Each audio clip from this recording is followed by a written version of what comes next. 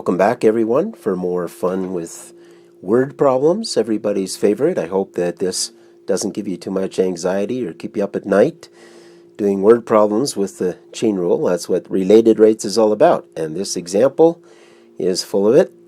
We've got about 3 different solutions to this problem, and I'll go through 3 slightly different solutions one at a time. This is a problem about an airplane, so I hope that doesn't give you too much anxiety by itself. But so one thing I should point out, when we talk about airplanes, we have 2 notions of the speed of an airplane, and the important one for us is the ground speed. That's the usual speed relative to a ground observer. If there wasn't any wind, ground speed would be the only way really to measure speed. But in the presence of wind, the plane is traveling relative to the air is traveling relative to the ground, then airspeed is also something that is measured, but it doesn't have any relevance for us. So the only speed we talk about is ground speed. That'll make things simple. Here is our problem. An airplane flies due west at an altitude of 1 mile. Shortly after passing directly overhead, it then passes over the nearest town, which is 1.4 miles west of us. Assuming that the ground speed of the plane at that instant is 540 miles per hour, then how fast is the plane receding from us?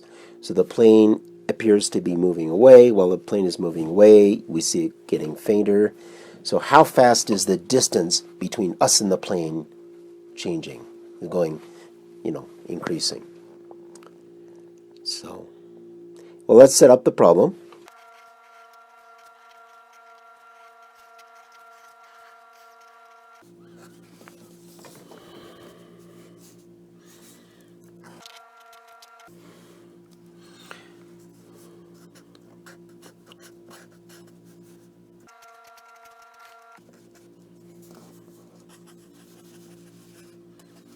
Okay, I like to start with a little diagram to remind me what's going on.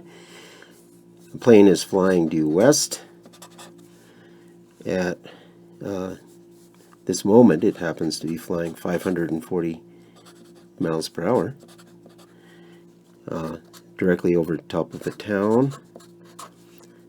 And there's some distance d from us to the plane. The plane is at an altitude of 1 mile, and I'll say x is the distance measured horizontally from us to the plane. There's the ground distance, if you like. And the variables that we have here, we certainly have an x and a d.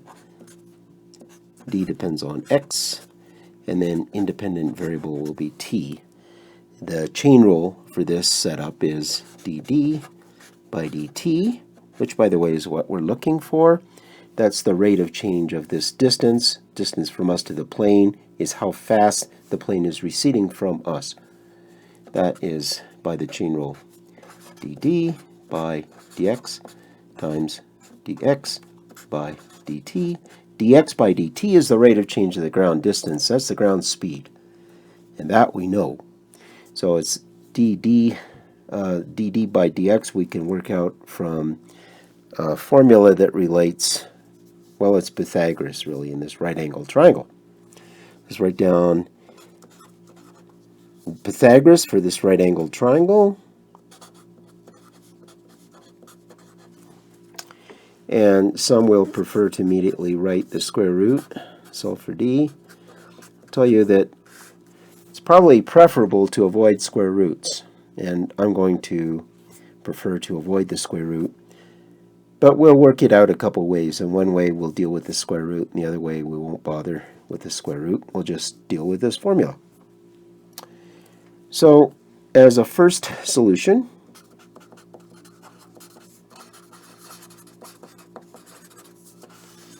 I'm just going to compute the missing derivative here. This one is the missing derivative. I can work it out from here by implicit differentiation. implicit differentiation.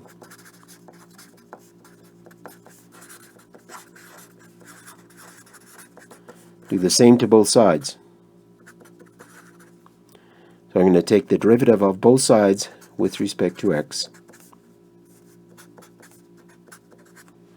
Derivative with respect to x.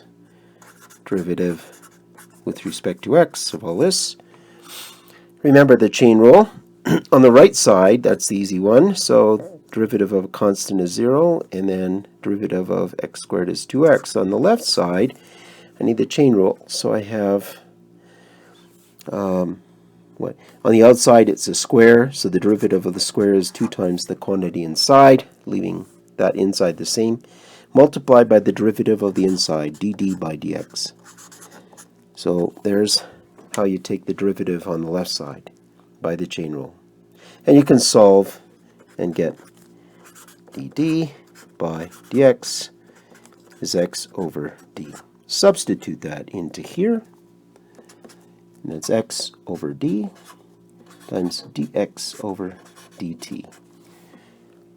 Now, what happens when the ground distance x is 1.4 miles?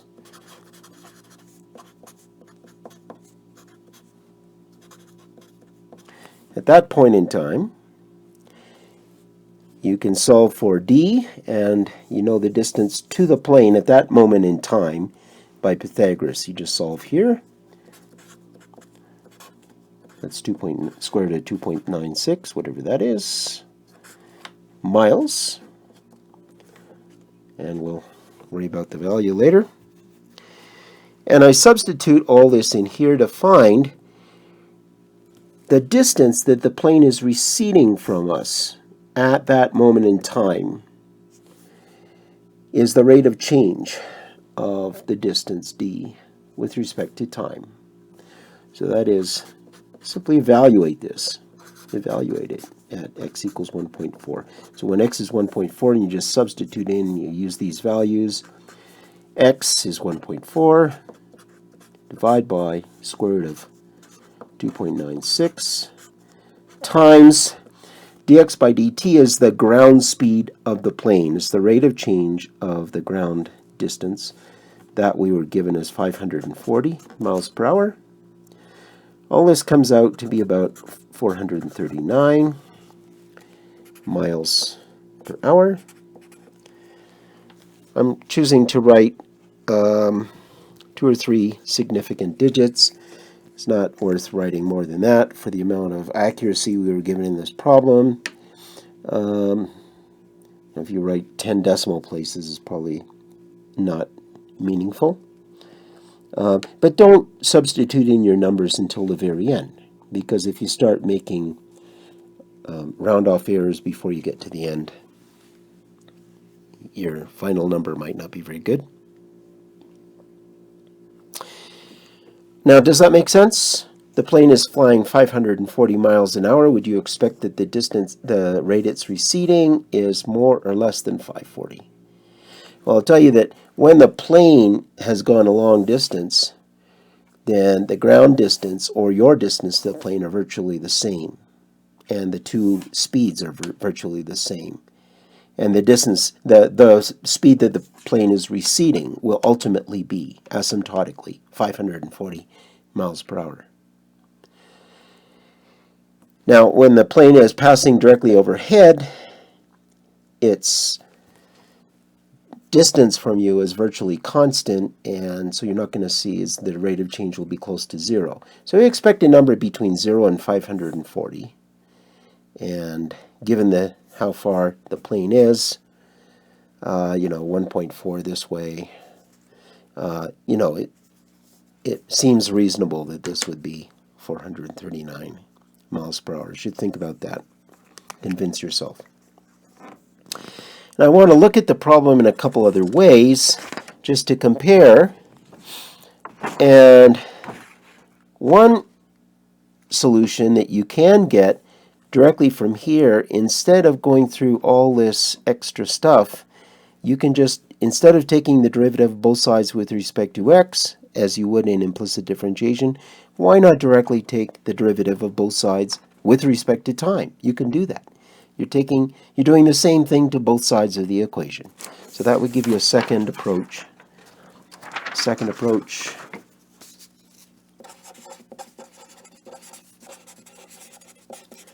We start once again with d squared is 1 plus x squared. Just do the same thing to both sides. This time I'm going to take the derivative with respect to t of both sides. Preserve the balance. Now, chain rule. So on the outside you have d squared is the square of d, so you take the derivative of that and get 2d. Now you have to multiply by the derivative of the inside.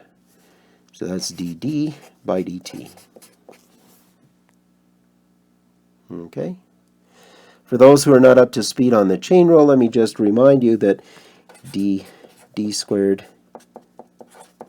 by dt is dd squared by dd times dd by dt. So you see, this is just 2d, which I've written there. And this is the dd by dt.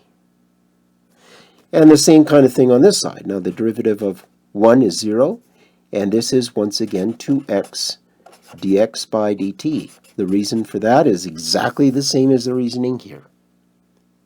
This is just the chain rule on both sides. And now you solve and get dd by dt is x over d dx by dt. At this point you see we've come as far as we did here in the previous solution. You substitute that in and you get exactly the same thing for an answer. Okay? And I would suggest that maybe you've saved a little bit of time and effort by doing it this way. Now I also want to compare the third solution, where some people will automatically want to take the square root of both sides. When they write down Pythagoras, they'll solve for d by taking the square root. That says the same thing. Now the only problem with this is we don't like to work with square roots. They're a little bit ugly.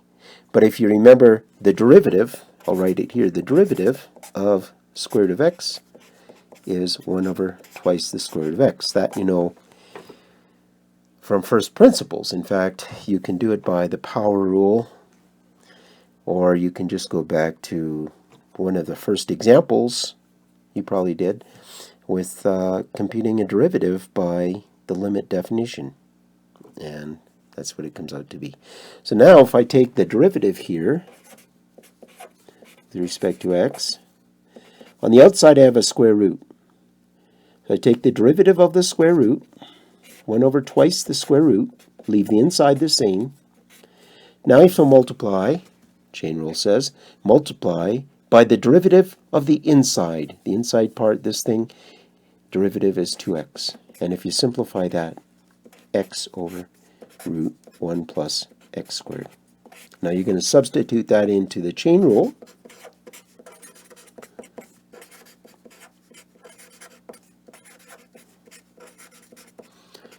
That is x over root 1 plus x squared dx by dt. Of course, that's the same thing. If you compare these formulas, you'll see the denominator here is exactly d. Now, I do not recommend using the square root version. If you have both sides squared, as in the original statement of Pythagoras, then you avoid having to deal with messy square roots. But you can do it that way.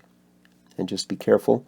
In this case, by the way, we don't have to worry about negative square roots. All our quantities are positive. So there's 2 or 3 different ways to do everything by chain rule, by implicit differentiation, by doing the same to both sides when we did the second solution. Thank you. See you next time.